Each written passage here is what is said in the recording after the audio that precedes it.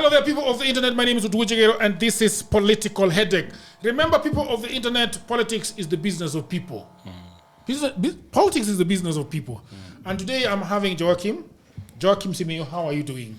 I'm doing well. I am having Mary Wa-Shuka, the teacher himself. Oh, thank you. How are you doing, my brother? I'm a little bit under the weather, but... You're a little bit under the weather. Yeah.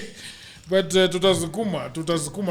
Now, people of the internet, we want to talk about something that is very, very important. Actually, I want to read it. Ever get that eerie feeling like someone is watching you, Mr. Joakim? Like your phone knows more about you than your own mother. Well, here's the thing. You're not crazy, Mr. Joakim Wa-Shuka. You're definitely not alone. Because governments, yes, even yours, are spying on people. Not just criminals, not just terrorists. Let's break it down. Sendio? Yes. There are two major ways this happens.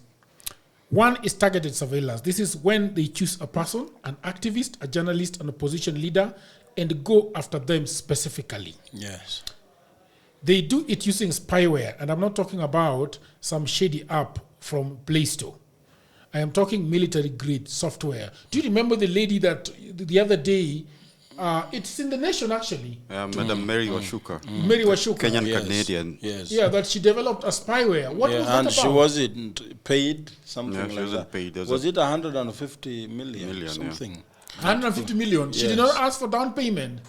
Maybe she believed the people who gave her the job. Yes. Okay, so this is military-grade software that can get into your phone with 0 clicks. 0 clicks. That is right. You don't even have to tap anything. One missed call, one invisible message, that's all it takes. The most notorious one, you remember Pegasus? Yeah, Pegasus. Pegasus, that's what it's called. Yes. Pegasus is the Israeli-made spyware, made by Israeli company known as NSO Group. Pegasus gives government full access to your phone. Yes. Do you think that you're being followed around and your messages are being read and your phone calls are being tapped? I'm sure they are.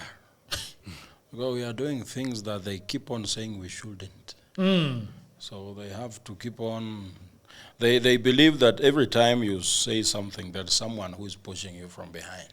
And they can only unravel that person if they access your phone. Yes. So everybody remembers the fiancé of journalist Jamal Khashoggi before he was murdered. We remember all the Rwandan activists, Yes. the politicians in India, and there are whispers that it is being used in Kenya. Are those whispers true? Very true. Very true. Very true. So Pegasus is not alone. We have FinSpy from Germany. Should check it out. There is Hamid from Italy. There is Predator from North Macedonia. And these are not sound-fine names, mister. They are tools used by real regimes. So, who gets targeted? We have journalists, activists, academics, opposition leaders, clergy, podcasters. Like us. You're probably on the People radar. like you and me. Okay? So, I don't know. Where do we start this conversation from? Because we also want to get into the bigger picture of government diversionary tactics. What does that mean, by the way? Diversionary tactics. For me to divert your attention. I might have this phone here, but I don't want you to know what I am doing with my phone. So I can drop this glass. It spills water on the ground. So your attention will be, how do we get water? How do we get this carpet dried up? Yes. When I finish what I'm doing with my phone. So at the end of the day, you think the only event that required your attention in this room is the spilling of the water on the carpet and the breaking of the glass.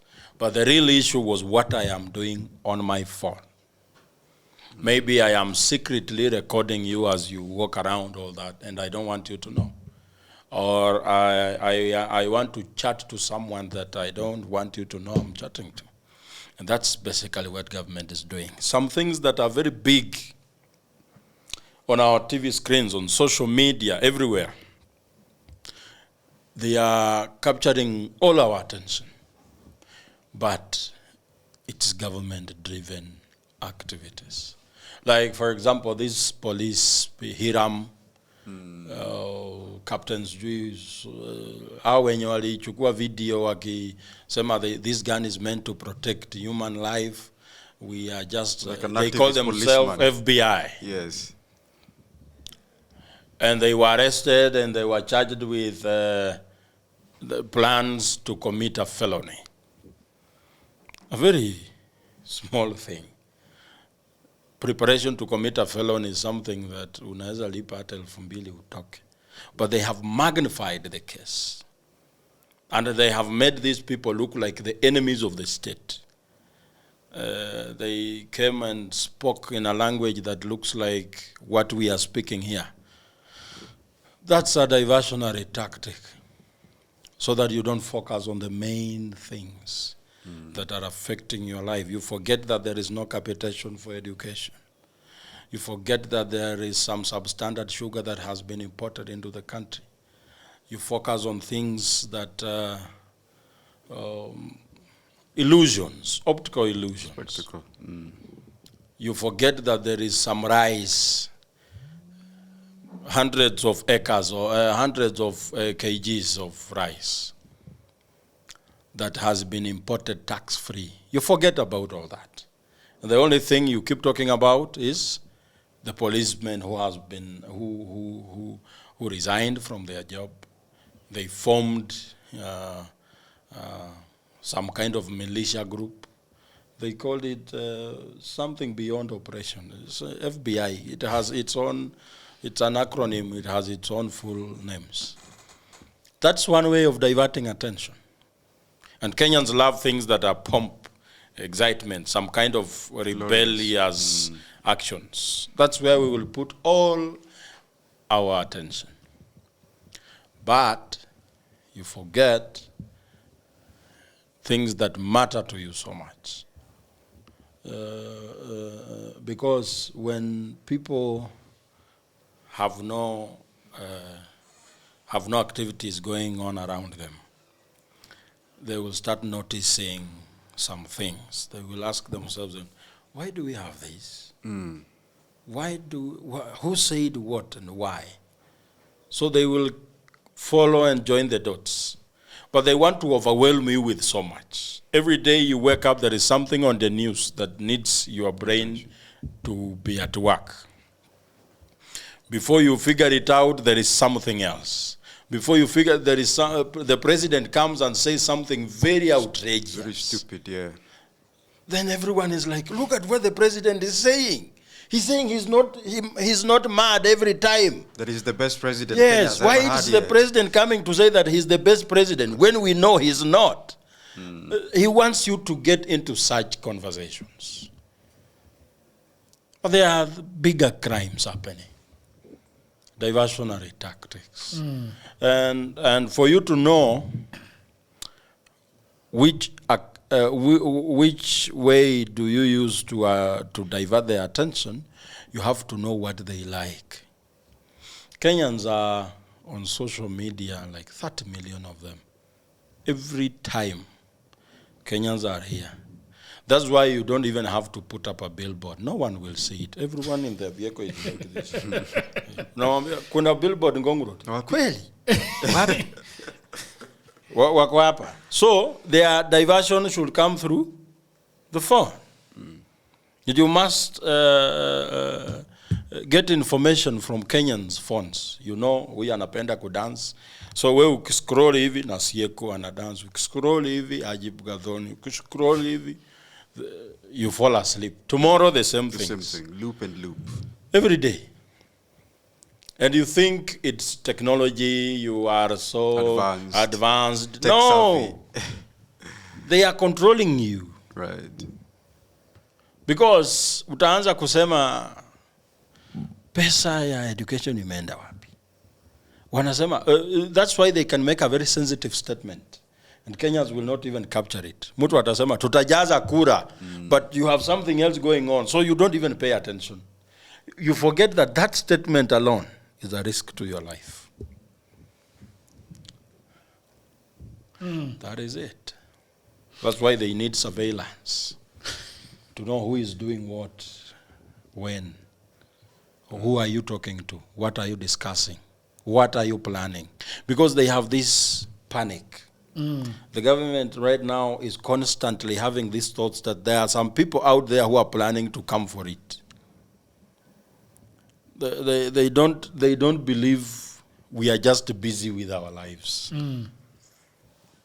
I have an interesting perspective. Yeah, but before you do that, can we talk about Mary Wa-Shuka, Kenyan-Canadian software expert and whistleblower, has found herself at the heart of a storm after suing 4 top government officials, including the head of public service and the president's speechwriter, over a controversial 123 million spying software contract. The lawsuit, which exposes the underbelly of surveillance procurement in Kenya, has sparked intense state pushback.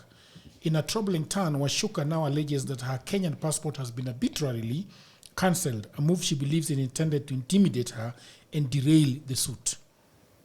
The revocation, she claims, is a coercive strategy to force her into silence and withdrawal, revealing the lengths to which the state actors may go to suppress dissent when a high-level corruption and digital espionage come under legal scrutiny.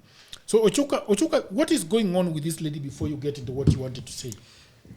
What I believe, I looked at the photo of that lady on Daily Nation, and I was a bit skeptical about it. Because the people who trade in military-grade spyware, those people they never show face. No. So there's likely 2 to 3 layers before we can be able to see Mary Wa-Shuka's face. You understand? And then also, I do believe there are some point when the government realizes that you might also have a lot of information that they would have wanted you to have, then they start creating a breach. A breach can be created. A state can unname you. A state can uncitizen you the way they did Miguna. Miguna was born here. He says, the placenta that gave birth to him was buried in the Kano. So the state has a way of uncitizening you when they deem fit. And they will quote something to the direction of national interest. And that's where we find the constitutional right of a person. You see, that for you to be held accountable in such manner, there ought to be a court notice. There ought to be a charge sheet. What is the charge sheet involved? And what were the conditions that made it possible for them to disagree? Because I believe that when you're actually buying a spyware to that grade, you're supposed to be having a very secretive contract, a very tight-knit contract. Contracts that are a battery of lawyers sit down and comb it through and say, this is what we don't want, this is what we don't want. And I also believe there's supposed to be some money involved in terms of, let's say, a deposit. So when we see this happening, I was a bit skeptical because this may just be a legitimate case, but I believe there is more at play here. And what Mary Wa-Shuka's phase is a collateral management phase because there's something bigger going on. People who trade in military software are ghosts. Yeah, they are ghosts. You don't see them. You see proxies around them. And when you go through the proxies, you come back to the tail. It's like the dragon with the head and the tail. You understand? That's the illusion that is being presented here. But I do also believe that over the last one year or so, the government has panicked, just like you have indicated, because spying is no longer brutal. The way they dealt with Mau Mau is no longer the way they want to deal with us. They have realized brutal force does not work because it reaches a point where human political emotion cannot be prevented by brutal force alone. So you need to actually know what do people think? Do they love sex? And that's why there's a scandal every time. That's why when you see Millicent Omanga's ties, you get wowed about it, And before you know it, the next day, or even the afternoon of the same day, another scandal has approached. So I do believe that something is coming up, and it's a bit schemy. It's a bit schemy, and I also think that yes, the government is in process of actually procuring a spyware. but they have not gotten that which actually would serve their best interest. And that's why maybe at some point they changed their mind, because this particular software that Mary Wa-Shuka was involved in procuring might not have been giving them. But then again, also you look at the kind of people you're dealing with, the politicians, the people at state house, the state house operatives. These are con men. You know, so it's most likely that even if this was a justifiable case, they went back on their word and they don't want to pay this lady. But but probably the lady was acting as a broker. Yes, I think so. You people who do such kind of business are not people who just appear on newspapers. Even taking their picture can threaten your life. You must never see them. For the lifeline of their business is secrecy. So it's like the other case where we saw some woman with a white headscarf saying that she had imported fuel worth 2 billion. Do you remember that story? Yes. How does a person who has money, that a person who can import fuel worth 2 billion, how are they supposed to look like? And then this lady shows up in a van. What was the entire story? I don't understand it. Why was she telling us that she had imported fuel worth 2 billion? EPRA had just revised their pump prices. Yes. There was a big uproar in terms of why do you tax us double or even threefold? So to counter that, they have to insert the narrative that there's a private entity involved, and the state is very, very, very safe and innocent from this issue. You see, there's somebody else, somebody, and this is the person we are presenting to you. That's the same thing they are doing. Actually, having a story of spyware in the newspaper is to make you think that that plan didn't go through. Interesting. That plan, the government had this plan, but it never succeeded. The person who was supposed to provide this service is no longer in good terms, because we were already having whispers that the government is planning to do something. Yes. So they bring it out in the open and say, okay, there were these plans, but it did not succeed. So there will be no one spying you. It's anti-narrative. Yes. So you relax and say, good. They didn't manage. Hey. Nowadays, when you open your window on the balcony, you feel like someone is watching. There's an eerie feeling around you. Someone is mpaka najipata naangalia hivi. You have to counter-check the locks after locking the door. Everything, somebody's bugging your house. You make sure the curtains are well covered, because it's very possible. It's very possible. We have cameras that can zoom in from a very long distance. In a way that I have to be sure that my doors are locked before I even do something in my own house. That's where we are. Surveillance.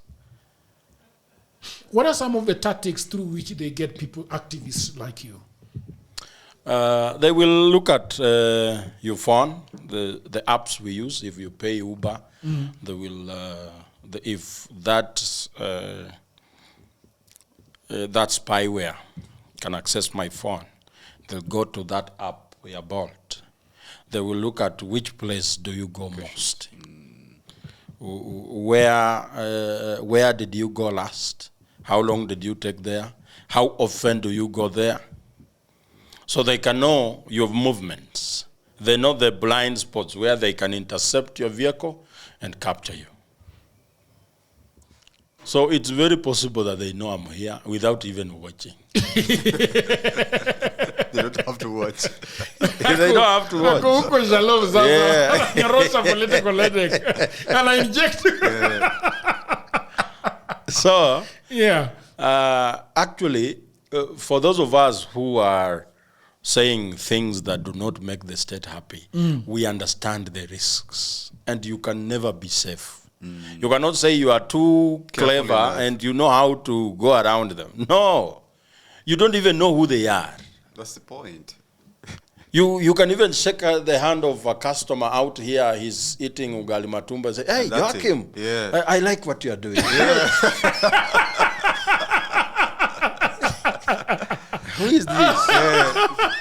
you never know who that person really is. The guy is shaking hands with you. Yeah. I like what you're doing. Say, oh, thank you. Hey. So these people are everywhere. And we understand the risks. That we are going against a system, a monster that is capable of doing anything. You can even disappear and there will never be a burial. And you can't even charge anyone of murder, because for you to be charged of murder, there has to be a body, a murder weapon, the scene where you killed from. There's such no things. blood. Yes. If there is no body, there is no weapon, then how is it murder? So, and again, who do you prosecute? Where did so-and-so go? Everyone is like, where was he last seen? He was last seen on Ngong Road. Some CCTV camera captured him. And that was the end of it. Yeah. You can't ask a CCTV camera, where did he go? So, the policemen are going to say very well, but we can see him on Ngong Road. Yes. But after that, yes. we actually don't know. It's like going to a restaurant, you leave your laptop on your seat, you leave, you forget your laptop. Then you realize on your way home that, I left my laptop. Then you go back. They can't find the laptop. Then you have to be taken to the CCTV room, surveillance room. Then you are shown how you left. Then you are shown someone came and took your laptop. They don't know this person. He paid with cash, whatever he ate. So you can only see him take your laptop and leave. From there, sasa ukishaona amechukua laptop, what do? You just see it on the camera. That's what the case that will happen. So this government wants to know who is against them. Why? How can we deal with them? Counter. Is he someone we can give money? No. If not money, what does he have? Does he have businesses? Yes. Does he pay taxes? Can you check his tax records? Where did he go to school? Are his certificates real? They are going to look into each and everything. Are his certificates real? Yes. And so if they are not real? It will become a scandal. That's what they will fight you with. They make sure that you are not in position to attack.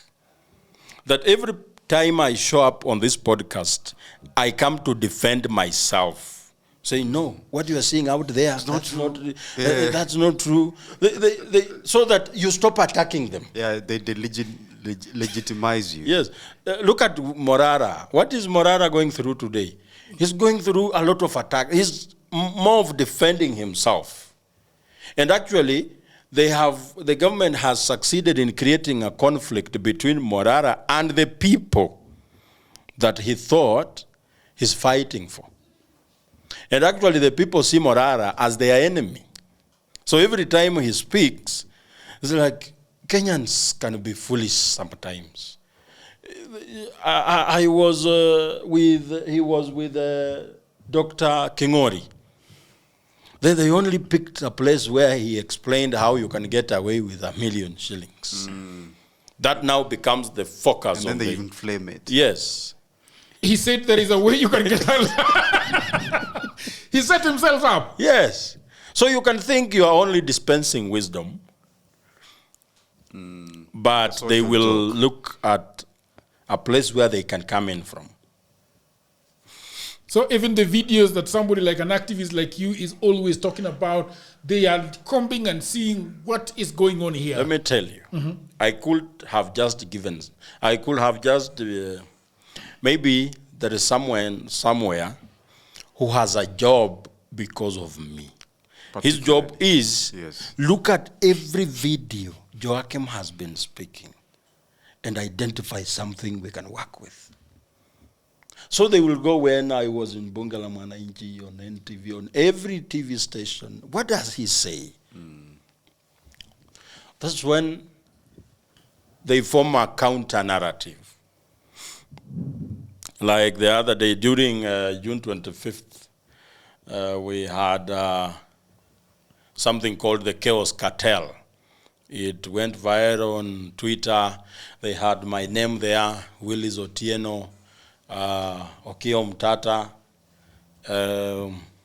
Boniface Mwangi. They say we are the ones who are funding maandamano.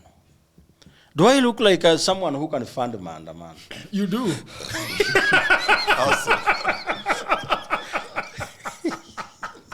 You're already on defense. So that's what they do. So when I saw that, I didn't respond because they want you to respond. Okay. And say, hey, what you saw is false. This is That's not me. Yeah. So someone who didn't know that thing happened will start knowing by your response. So, by your response. yes. That's interesting. So you are actually spreading their propaganda for them. Every time you talk about it and you are defending yourself, someone who had not seen it sees it. So they start saying, oh. And also the interesting thing is they don't necessarily need to soil your name. Yes. They just need to create a neutral, it can swing way. Yes. And that, you see, because people like Joakim have already made their point. I don't like this regime, I will not support it. And this is my political conscience. They only need to create a crisis around that conscience, around that clarity, so that there's just but. Yes. Yes. And when you keep on defending yourself, that but it becomes it becomes bigger and bigger and bigger. So someone who had trusted you, they start having some skepticism. Is that the reason why you do not ask the people to fundraise for you? Yes. They will capitalize on it heavily. Heavily. At leo, Joakim akuja aseme, please guys, my phone is really broken. Can you fundraise? Hey. Interesting. Tusema sunaona. Ni hawa tu, bado. Wanapiga Ruto wanasema yeye ni mwizi na bado ni conman. Angalieni. Hey. So people start seeing you like, this is just another person. And actually Morara suffered that political fate. Yes.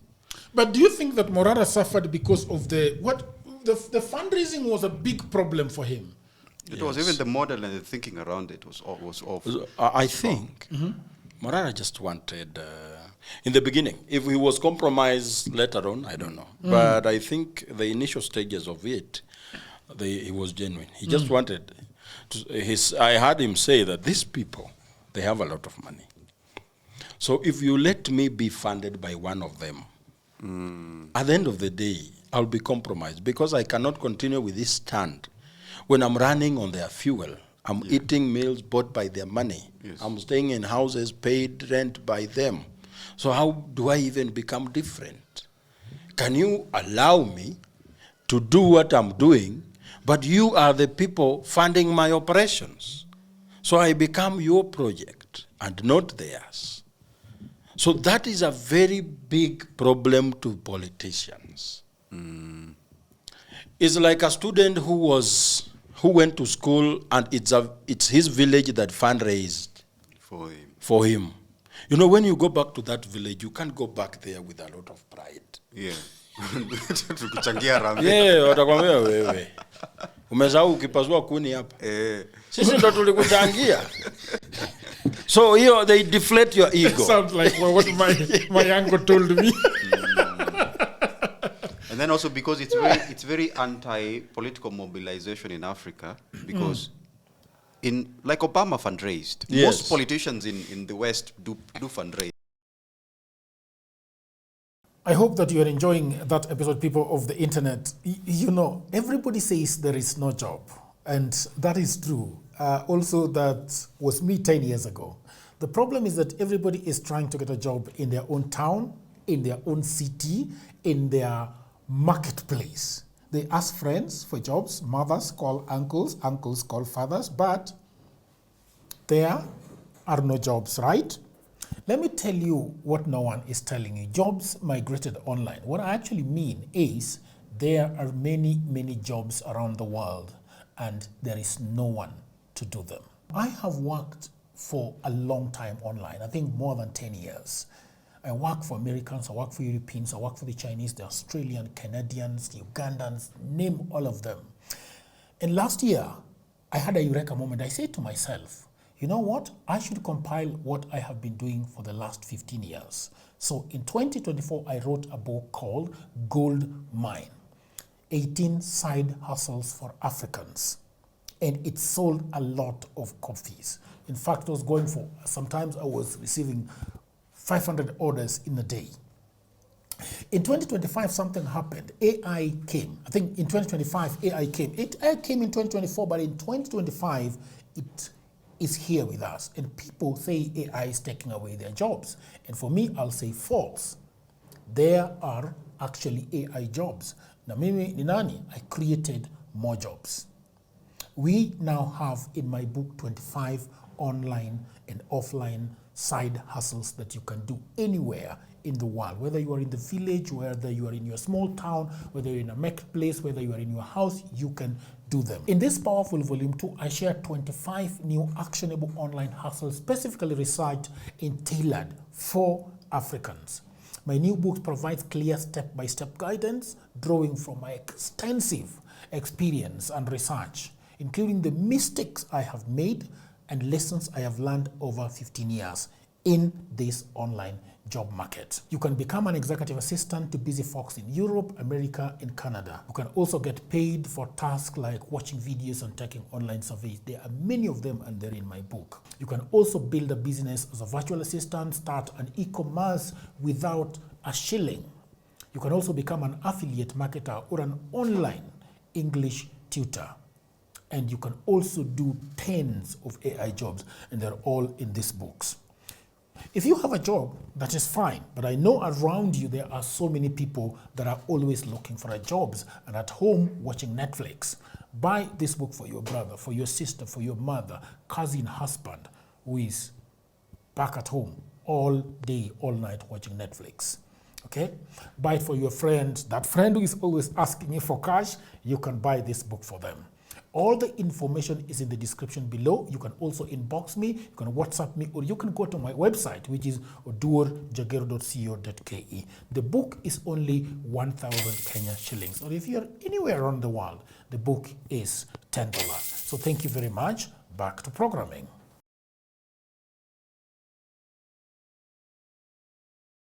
Even Trump. Yes. Trump has a very billionaire. big tower nearly in every city in the US, but people fundraised for him. Most of the money he campaigned with came from American citizens so that he be accountable for them. If you use your own money from your own sources, maybe your business and everything, you bribe people and then you are voted in, you don't see your voters as people who really chose you. You bought them. It becomes a business. So you do not think about development. You think about how do you return? How do you get a return on your investment? So the money you are giving people during campaigns becomes capital, and then you have to find profit. A member of parliament who earns almost 60 million after every 5 years, spends around the same amount of money campaigning. Don't you think, where does he get the, how does mathematics work here? You are looking for a job that will pay you 60 million in 5 years, but you've spent 50 million or 60 million looking for that job, which means you will use that job to get more money. And that more money will be CDF. That more money will be lining up in some corridor somewhere to pick money so that you can allow some bill to be passed that will affect the people. You will be bought to sponsor a bill in parliament that will make life very hard for the people. But you don't think about the consequences of the bill. You think about the money you spent and you want it back. So the idea of Morara saying people should fund me, it was going against the survival of so many politicians. Therefore, they have to find a way of cracking it. They use it against you. They tell people, look, you bought him a vehicle. He's now moving around in a V8. Now look at his wife, his house. Can you see he has now opened other branches of furniture around the country? Right. Don't you see you are financing his life? And that becomes a problem. And people who will make a lot of noise are the ones who didn't contribute. Not the ones who will say, hey, man. So that's very interesting. But then again, Maraga is also saying that he has got 1 million. Somebody said that 2 million. He said 2 million. He said 1 to 2 million. Yes, around there. Around 1 to 2 million. Yes. And what would they then do to Mr. Maraga if he were to, succeed in what he's trying to do by asking people? They paint a picture that for you to look for a president, you must have lots of money. Lots of money. Beyond his reach, beyond his imagination. Yes, like they tell people that being president is not something small. You don't come with 2 million. They send someone like Jalango to some podcast. I saw him somewhere saying that you can spend 3 billion in one day. Say how? Really? 3 billion. Yeah. That's so much. So now, let us assume... for president. Let's assume you are running. And we have registered voters in this country, let's say 20 million. As a candidate, you are only focusing on half. Now you have to print T-shirts for half the registered voters, which is 10 million. Let's say every T-shirt costs 300 shillings. 10 million T-shirts. That is 3 billion. Clean money. On a T-shirt. On T-shirts alone. We have not talked about billboards and all that. Yes. Just T-shirts, 3 billion.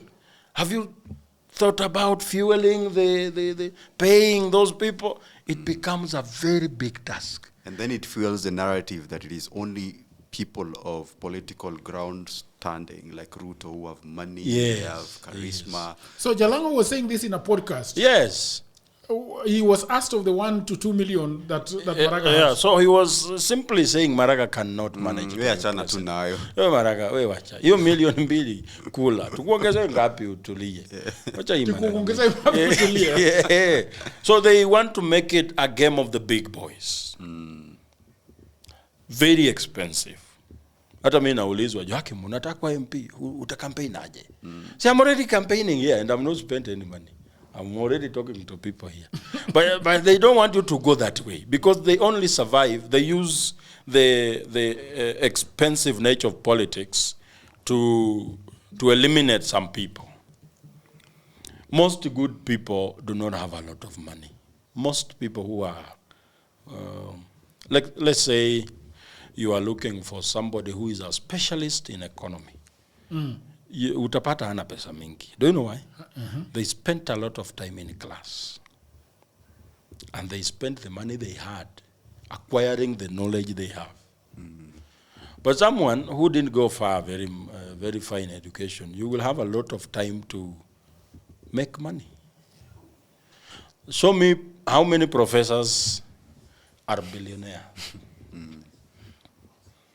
How many professors are billionaires? Yes. If we have one, then he must have come from a... Very few. Even the ones who end up patenting their discoveries. Yes. Because education is costly. So, when you make politics less expensive, you will attract actually people with a real intention of working for the country. And these people who see politics as a form of business will not survive. So they have to maintain that so that as Jagero, you'd never think of becoming president. Because or an MP. The other day, they scared me so much in the village. Yes. They told me, do you have a tent for food? I am telling you, man, I was told that do you have a tent for food? Yes. They told me, Mark the electrician, my electrician for the last 6 years. Yes. He told me, for you to be an MCA, which corner? He looked around in my compound. Where are you going to pitch the tent? For food. For food. And what we are kata, in the village they call is kata. Jokata. Jokata. Where the kata, They have to be here every day in the morning because we will be streaming in to take tea, to take lunch, to take water. About 40,000 every day. Someone told me that once you declare you are running, then people become even more hardworking than you. They really want you to win without more than you. So you wake up in the morning, it's 6, then a phone call. 6 sharp. Hello. Mimi ni mama nani, na niko hapa na wamama, tuko wamama 60. Tunaangalia vile unaweza kuwa mbunge, tuma chai. Wamama 66 in the morning. And because you don't want to look like somebody who is stingy. Lazima ujitume. Unaangalia, mko wangapi? Unasema, we are 60 women. Unapiga hesabu haraka haraka, 300. Ama 100. Let's say 100. Yes. 100 watu 60. Is that 60,000? 6,000. 6,000. Yes. Asubuhi 6 mapema 6K pa. Gone. Hujaamka na kuna wale wamekaa hapo nje. Hujaamka? Ukiamka tu hivi wako hapo nje. Na kuna rambe 3 zinakungoja afternoon. Yes. And funerals. You've even forgotten there is a church you promised chairs. Sasa pastor amepiga simu shiki. Sasa amekuja.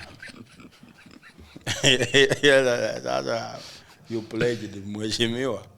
Kianza hivi mapema sasa tukikupea.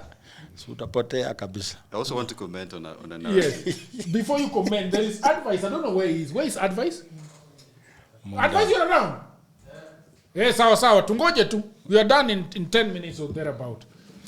So this guy wanted to say something. Yes. You know how the narrative is against how politics has been done in Kenya. When, for example, in senatorial seats in the US where people support you from grassroots mobilization in town halls, that's people trickling down from the roots up.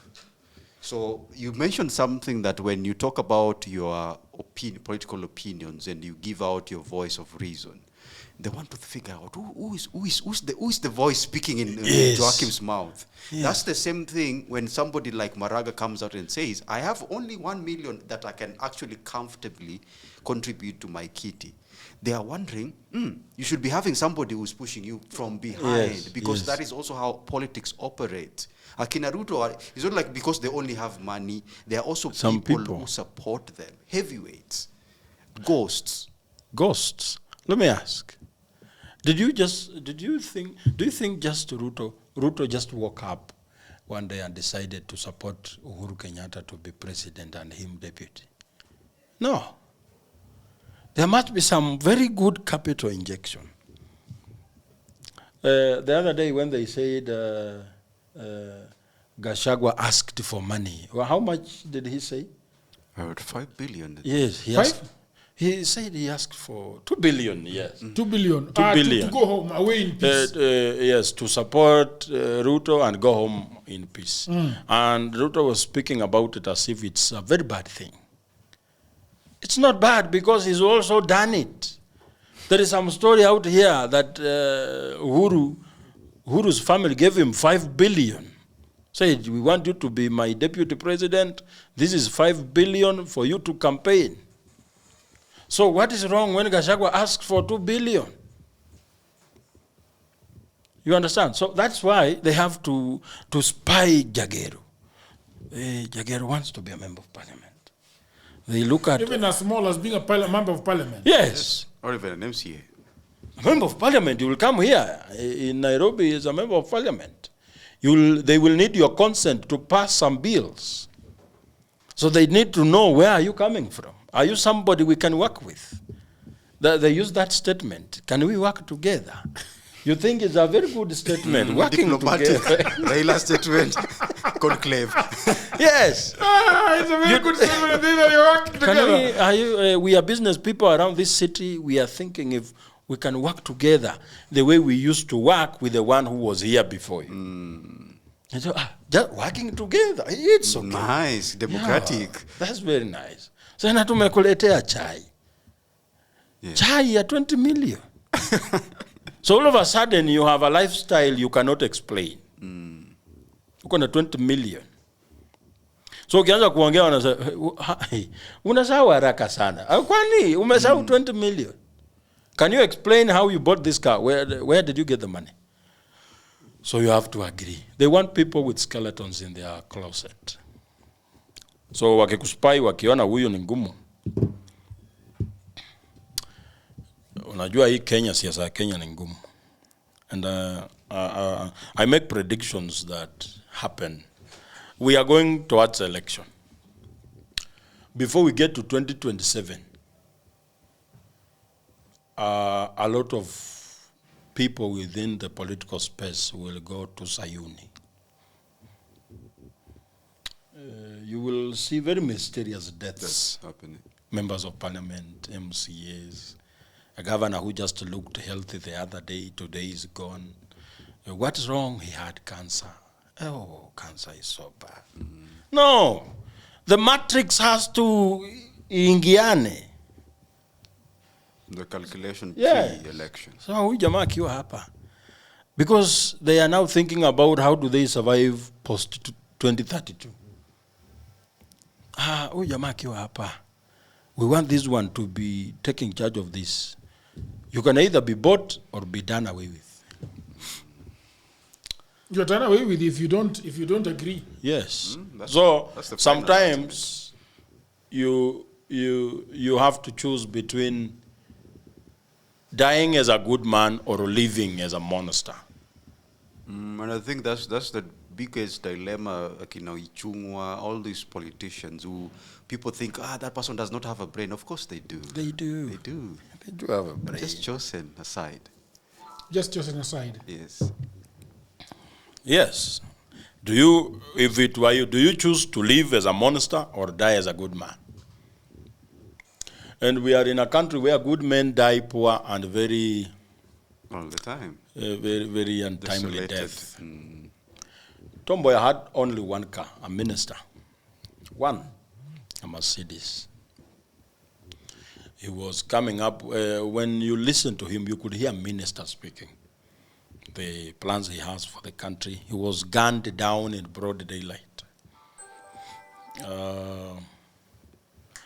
Michael Clement Arkwing Skothek was the first advocate we had in this country.